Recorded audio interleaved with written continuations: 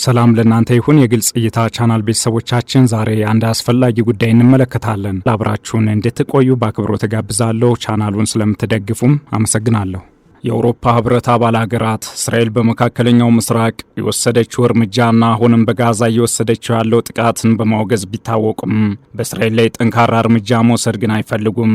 ወዲህ ደግሞ አሜሪካ በኢራን ላይ ባካሄደችው ጦርነት ለቀረበላቸው የተሳትፎ ጥሪ ጆሮ ዳባ በማለት ገለልተኛ ለመሆን ቢሞክሩም በቀጣይ በኢራን ላይ ለመውሰድ ያቀዱት እርምጃ ግን ጥያቄን ፈጥሯል። የአውሮፓ ህብረት በሆርሙዝ የባህር ወሽመጥ ውስጥ ነፃ እንቅስቃሴን በመገደብ ላይ በተሳተፉ ኢራናውያን ላይ አዳዲስ ማዕቀቦችን እንደሚጥል አስታውቋል።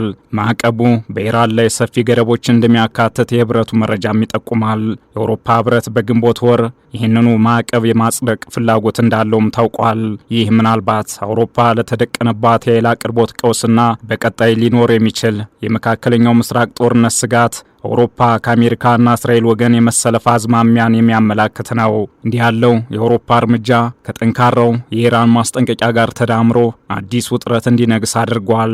በእርግጥስ የአውሮፓ ህብረት በእስራኤል ላይ ሊወስድ የነበረውን ጠንካራ እርምጃ ውድቅ በማድረግ በምትኩ ኢራን ላይ የተጠናከረ ማዕቀብ ለመጣል ማሰቡ ከትራምፕ ጠንካራ ግፊት ወይስ ከኃይል አቅርቦት ቀውስ የመነጨ የሚለውን እንመለከተዋለን። በዚህ ጊዜ አውሮፓ እጅግ አጣብቂኝ ውስጥ የገባችበት ሁኔታ ተፈጥሯል። አውሮፓን የመካከለኛው ምስራቅ ጦርነት ተሳታፊ እንድትሆን ፕሬዝዳንት ትራምፕ ሞክረው ባለመሳካቱ የተለያዩ ስልቶችን ተጠቅመዋል። ጠንከር ያለውና አውሮፓን ያስደነገጠው ከዚህ ከፍ ሲልም የኔቶ ሹማምንትን የዋሽንግተን ደጅ እንዲረግጡ ያደረገው ስልት አሜሪካ ከኔቶ ትወጣለች ማለታቸው ነው። ትራምፕ ያልተጠበቀውን ማስጠንቀቂያ ያሰሙት የአውሮፓ ሀገራት በኢራን ላይ አሜሪካ ባካሄደችው ጦርነት ላይ እገዛ አላደረጉም በሚል ነው። ያም ቢሆን ግን የአውሮፓ ሀገራት የሆኑ የኔቶ አባላት ዝምታን መርጠዋል። በሁለተኛው ስልታቸው ትራምፕ ቁልፍ የአውሮፓ አጋር ሀገራት ላይ ከፍተኛ ትችት ሰንዝረዋል። ከነዚህም መካከል የፈረንሳይ አቻቸው ኢማኑኤል ማክሮን በአንድ ወቅት ከባለቤታቸው የተሰነዘረባቸውን የጥፊ ምት በማስታወስ ከዚያ ያላገገመ መሪ መሆኑን በመጥቀስ ፈሪ ብለውታል። በተመሳሳይ የእንግሊዝ የጀርመንና የጣሊያን መሪዎችን በነገር አብጠልጥለዋል። ነገር ግን ትራምፕ እንዳሰቡት አልተሳካላቸውም። የተኩስ አቁሙ ስምምነት ከተደረሰ በኋላም የተለያዩ ግፊቶችን በማድረግ በኢራን የተዘጋውን የሆርሙዝ የባህር ወሽመጥ አውሮፓውያን ለራሳቸው ሲሉ እንዲያስከፍቱት በመግለጽ ግፊት አድርገዋል።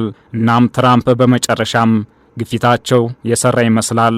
አሁን የአውሮፓ ሀገራት በአሜሪካና እስራኤል ላይ ያላቸው አቋም መቀየሩን በግልጽ መታየት ጀምሯል። የአውሮፓ ህብረት የውጭ ጉዳይ ሚኒስትሮች ከእስራኤል ጋር ያለውን የአጋርነት ስምምነት ለማገድ የቀረበውን ሐሳብ ውድቅ አድርገዋል። አንዳንድ አባል ሀገራት በጋዛ ጥቃት እና በዌስት ባንክ የእስራኤል ሰፋሪዎች በፊልስጤማውያን ላይ በሚፈጽሙት ጥቃት አገሪቱን ቢተቹም የአውሮፓ ህብረት በእስራኤል ላይ ማዕቀብ እንዲጥል ግን ድጋፍ መስጠት አልፈለጉም። እስራኤል አሁንም ከአውሮፓ ህብረት ጋር የጠበቀ ግንኙነት አላት። ጠንካራ የንግድ ስምምነቶች፣ በሳይንስ ቴክኖሎጂና የትምህርት መርሃ ግብሮች ላይ የጠበቀ ትስስርም አላቸው። የአውሮፓ ህብረት የእስራኤል ትልቁ የንግድ አጋር ነው። በሆራይዘን የምርምር መርሃ ግብር ውስጥ በእስራኤል ተሳትፎ የሚገኙ የምርምር ውጤቶች ከፍተኛ ናቸው። የአውሮፓ ህብረት የውጭ ጉዳይ ፖሊሲ ኃላፊ ካጃ ክላስ የአውሮፓ ህብረትና የእስራኤል የአጋርነት ስምምነት በከፊል እንዲታገድ የቀረበው ሐሳብ በጠረጴዛው ላይ የሚቆይ መሆኑን ገልጸዋል። ማዕቀቡን ለመጣል ሀገራት አቋማቸውን ወደ ተግባር መቀየር ይጠበቅባቸዋል። የማዕቀቡን ተጽዕኖ በተመለከተም ጥርጣሬን አስነስቷል። ጥርጣሬው በእርግጥ ህብረቱ በእስራኤል ላይ ማዕቀብ መጣልና ስምምነቱን ማቋረጥ በዌስት ባንክ የእስራኤል ሰፋሪዎችን መስፋፋት ያቆማል የሚለው ነው። የህብረቱ አባላት ቁርጠኝነት ማሳየት እንዳይችሉ ያደረጋቸውም አንዱ ምክንያት የማዕቀቡ ተጽዕኖ ላይ ያላቸው ጥርጣሬ ነው። ይልቁንም የአውሮፓ ህብረት በሆርሙዝ የባህር ወሽመጥ ውስጥ ነፃ የጉዞ እንቅስቃሴን በመገደብ ላይ በተሳተፉ ኢራናውያን ላይ አዳዲስ ማዕቀቦችን እንዲጣል ድጋፋቸውን ማሳየት መርጠዋል። ማዕቀቡ በኢራን ላይ ሰፊ ገደቦችን መጣልን ያካትታል። የአውሮፓ ህብረት በግንቦት ወር ይህንኑ ማዕቀብ የማጽደቅ ፍላጎት አለው። ካላስ በተጨማሪም በሉክሰምበርግ ባደረጉት ስብሰባ ላይ የውጭ ጉዳይ ሚኒስትሮች የአውሮፓ ህብረት በመካከለኛው ምስራቅ የባህር ኃይል ተልዕኮን እንዲያጠናክር ጠይቀዋል። ይህም በአሁኑ ጊዜ መርከቦችን በቀይ ባህር ውስጥ በኢራን የሚደገፈው የየመኑ የሁቲ አማጺ ቡድን ከሚሰነዘርባቸው ጥቃቶች ለመጠበቅ ይረዳል። የአውሮፓ ህብረት ካሁን ቀደም በኢራን ላይ ሰፊ ማዕቀቦችን ጥሏል። ማዕቀቡ በሰብአዊ መብቶች ጥሰቶች፣ በኒውክሌር መስፋፋትና ለሩሲያ ወታደራዊ ድጋፍ ላይ ያተኩራል። በተጨማሪም ማዕቀቡ በመቶዎች የሚቆጠሩ ባለስልጣናት የጉዞ ድርጅቶች ላይ የንብረትና ድሮን ማምረትና ወደ ውጭ መላክን የሚከለክሉ እገዶችን ያካትታል። ይህም ብቻ ሳይሆን በጥር ወር የአውሮፓ ህብረት የኢራንን አብዮታዊ ጥበቃ ጓድ እንደ አሸባሪ ድርጅት ሰይሞ በመጋቢት ወር ደግሞ የኢራን ባለስልጣናትን በሰብአዊ መብት ጥሰት ወንጀል ዝርዝር ውስጥ አስፍሯል። ኢራን ባለፈው የአውሮፓውያኑ የካቲት 28 አሜሪካና እስራኤል ጥቃት ከጀመሩ በኋላ የሆርሙዝ የባህር ወሽመጥን ውጤታማ በሆነ መንገድ ዘግታ የዓለምን 1/5 የነዳጅና ፈሳሽ የተፈጥሮ ጋዝ አቅርቦቶች አቋርጣለች። በመካከልም ወሽመጡ መከፈት ቢችልም መተላለፍ የቻሉት ነዳጅ ጫኝ መርከቦች የተፈጠረውን ቀውስ ማርገብ አልቻሉም። ይህም የአውሮፓ ህብረት በኢራን ጦርነት ላይ ያንጸባረቀውን የገለልተኝነት አቋም የሚፈታተን ነው። በመካከለኛው ምስራቅ ግጭት ከተባባሰ ወዲህ የአውሮፓ ህብረት ተጨማሪ 24 ቢሊዮን ዩሮ በኃይል አቅርቦት ላይ ውሏል። እናም አውሮፓ ከኃይል አቅርቦት ቀውስ ማዕበል መናወጥ ለመዳን በኢራን ላይ ማዕቀብ መጣል እንዲሁም ወደ ንጹህ የኃይል ምንጮች የሚደረገውን ሽግግር ማፋጠን ላይ እየሰራች ነው።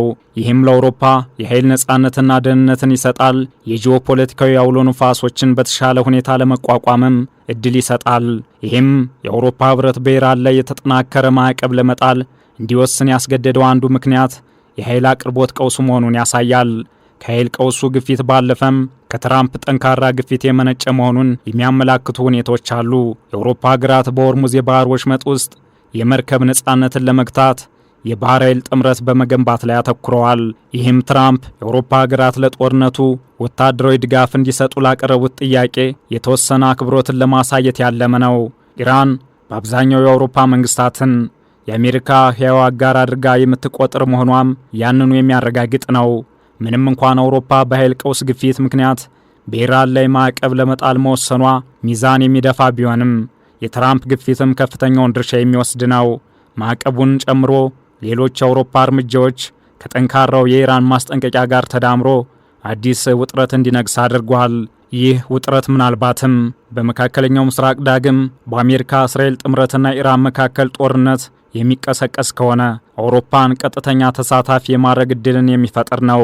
ለዳግም ጦርነት ዳር እያለ የሚገኘው የአሜሪካና ኢራን ያልተቋጨ ውጥረት ለመፈንዳት የቀረበ መስሏል።